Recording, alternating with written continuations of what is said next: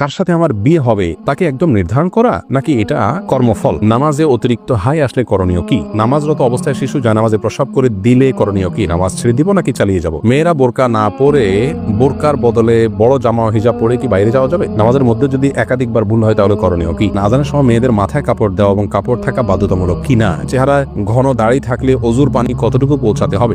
নেককার বিবি পাওয়ার জন্য করণীয় কি জানাবেন? কাউকে জীবনসঙ্গী পাওয়ার জন্য দোয়া করা যাবে কি না? সন্তান জন্ম নিলে কি তার কানে আজান দিতে হবে? কোনো কারণে না দিলে কি করতে হবে? আর বিলম্ব না করে আপনাদের ইতিমধ্যে যে প্রশ্নগুলো আমাদের কাছে এসেছে সেগুলোর উত্তর দেওয়া পালায় আমরা চলে যাই এবং শুরু করি আপনাদের প্রশ্নগুলোর উত্তর দেওয়ার ক্ষেত্রে। মেহরিন সুমি আপনি জানতে চেয়েছেন নামাজে অতিরিক্ত হাই আসলে করণীয় কি? হাই আসলে হাত দিয়ে সেটাকে বাধা দিবেন, বাস এটুকু, এর বাইরে আর বিশেষ কোনো করণীয় নেই। সেটা নামাজের বাইরে সর্ব অবস্থায়। হাবিবা ফারহানা জানতে চেয়েছেন নামাজরত অবস্থায় শিশু জানামাজে প্রস্রাব করে দিলে করণীয় কি? নামাজ ছেড়ে দিব নাকি চালিয়ে যাব?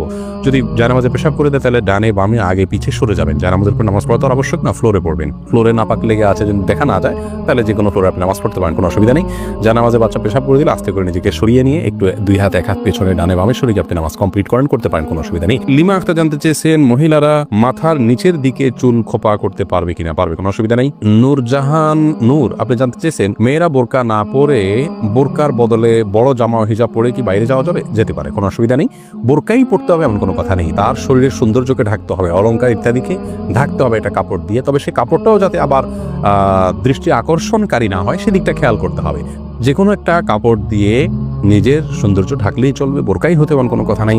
জামা যদি হয় তাহলে সেই জামাটা যেন খুব বেশি চাকচিক্যপূর্ণ না হয় সেদিকটা খেয়াল রাখতে হবে এবং যথাসম্ভব পুরো শরীর যাতে ঢাকে সেরকম পোশাক পরতে হবে। নামাজের মধ্যে যদি একাধিকবার ভুল হয় তাহলে করণীয় কি?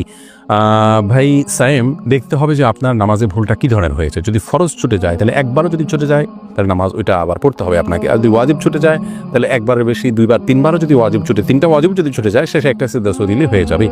আর যদি সুন্নাত বা নফল ছুটে তাহলে একাধিক ছুটলেও নামাজ হয়ে যাবে, যদিও তার মান কমে যাবে। ধ্রুব তারা এআইডি থেকে আপনি জানতে চেয়েছেন আজানের সময় মেয়েদের মাথায় কাপড় দেওয়া এবং কাপড় থাকা বাধ্যতামূলক কিনা? এ বিষয়ে আমাদের একটা ভিডিও আছে, আপনি দেখে নিতে পারবেন। আজানের সময় মেয়েদের কাপড় দেওয়া মাথায় এটা আবশ্যক কিনা? উত্তর হলো না।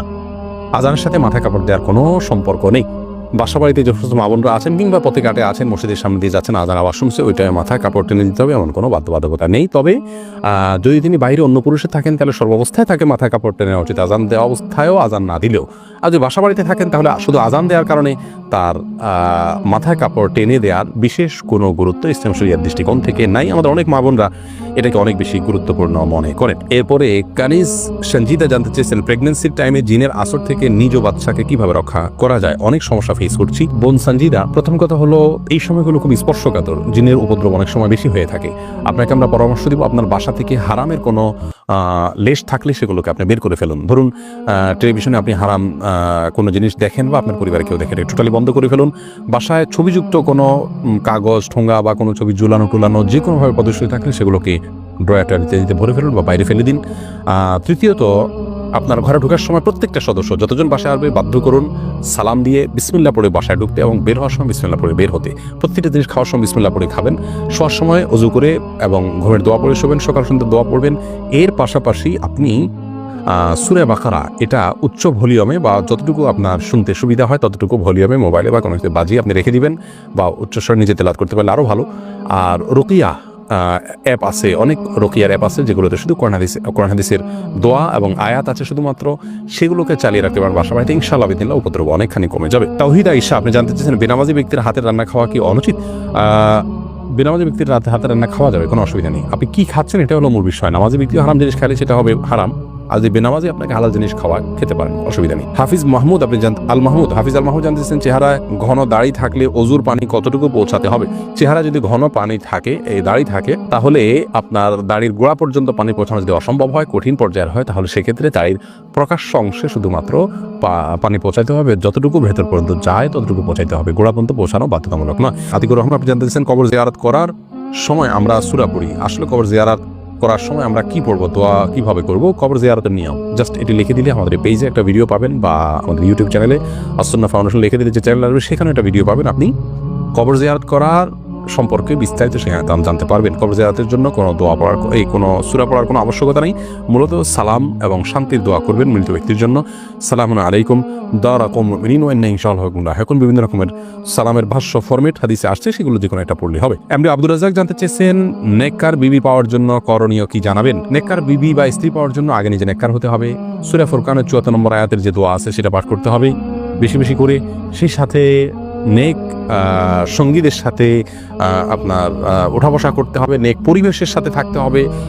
ভালো সোসাইটির সাথে থাকলে ভালো সোসাইটির সন্ধান পাবেন এবং ভালো দিন প্র্যাকটিস করেন এরকম মেয়েদের খোঁজখবর নিয়ে বের করতে হবে। আল্লাহর কাছে দোয়াও অব্যাহত রাখতে হবে। সিয়াম পাটোয়ারি জানতে চেয়েছেন কাউকে জীবনসঙ্গী পাওয়ার জন্য দোয়া করা যাবে কি না।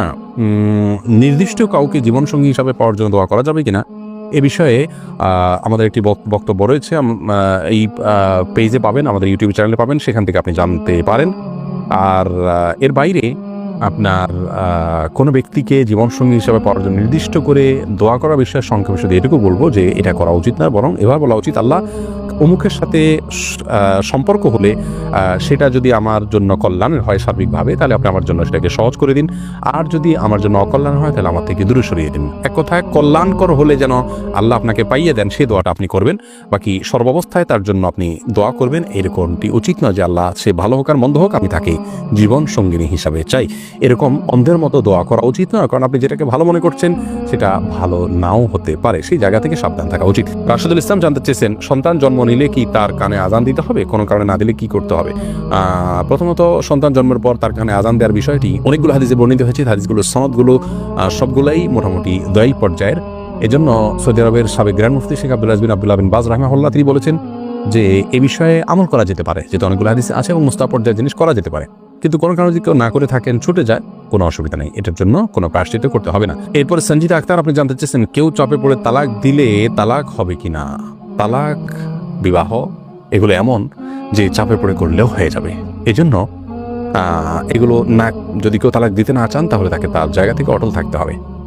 যদি কেউ জবরদস্তি করে আপনার থেকে তালাক নেয়, কারোর কাছ থেকে তালাক নেয়, তাহলে কিন্তু তালাক পতিত হয়ে যাবে। রৌফি ইসলাম জানতে চেয়েছেন পর্দার ক্ষেত্রে চোখ বের করে রাখা যাবে কিনা, তাতে পর্দার খেলা পাবে কিনা।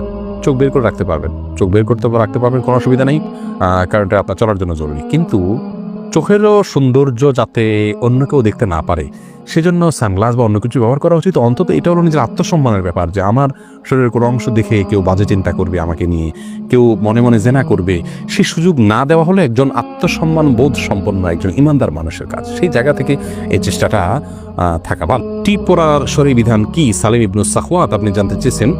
ভাই সালিম ইবনু সাখওয়াত, টিপ পরা একজন ইমানদার নারীর জন্য নানা কারণে শোভনীয় নয়। প্রথমত হিন্দুরা বিশেষ করে লাল টিপটা পরা উচিত নয়, আরও বেশি যে হিন্দুরা সিঁদুর পরে থাকেন এটা তাদের ধর্মীয় আদর্শের জায়গা থেকে হয়, সেইটার সাথে সাদৃশ্যপূর্ণ হয়ে যায়। সেই জায়গা থেকে ইমানদারকে অমুসলিমের সাথে সাদৃশ্যপূর্ণ সংস্কৃতিও গ্রহণ করতে ইসলাম নিষেধ করেছে।